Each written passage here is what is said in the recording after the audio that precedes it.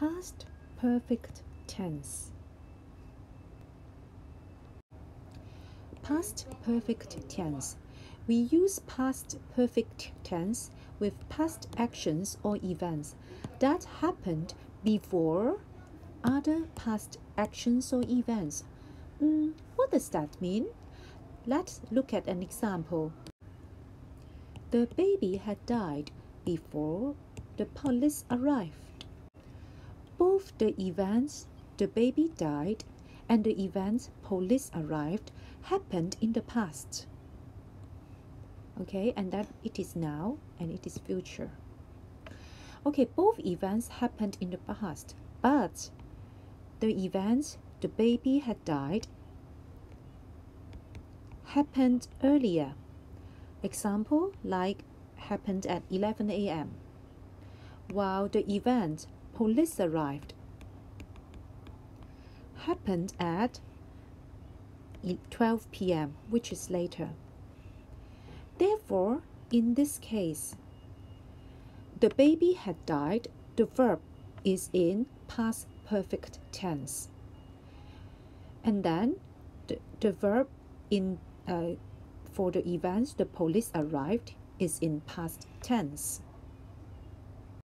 So, to sum up, past perfect tense is used to talk about past actions or events that happened before another past actions or events. Forming the past perfect tense.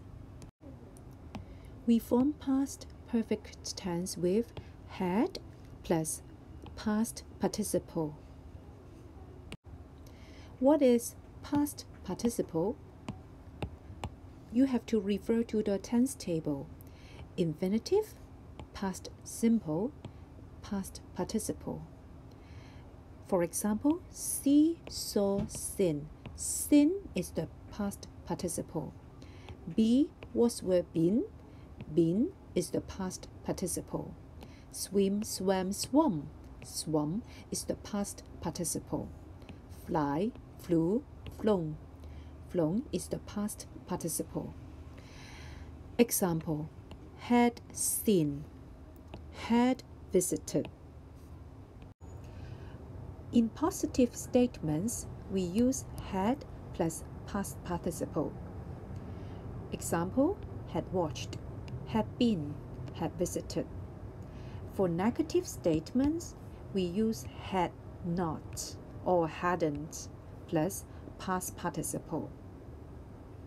Example, had not tried, hadn't seen, hadn't watched.